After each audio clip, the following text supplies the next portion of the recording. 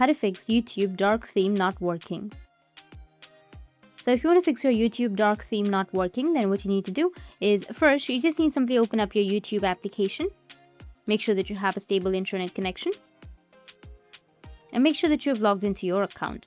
Now, after opening your YouTube, you need to go with your profile, which will be on the bottom, and then go with the gear-shaped icon, which will be on the top right, which will take it to your settings. Now go with General, and from General, you may have an option of Appearance on the top. You need to tap on Appearance, and then you can go and select Dark Theme. After selecting Dark Theme, your YouTube will have now Dark Theme. But if your YouTube Dark Theme is not working, then you can come back, go with your Control Center, and here you will have an option of Dark Theme. You need to go and turn on the dark theme on your system or on your device itself. And you will have your dark theme on your YouTube as well. Or you can just simply go and update your application if it's not working still. Go with search on your Play Store or your App Store and then search for YouTube. After that, if you have any updates on your YouTube, just simply go and update it and your problem might be fixed.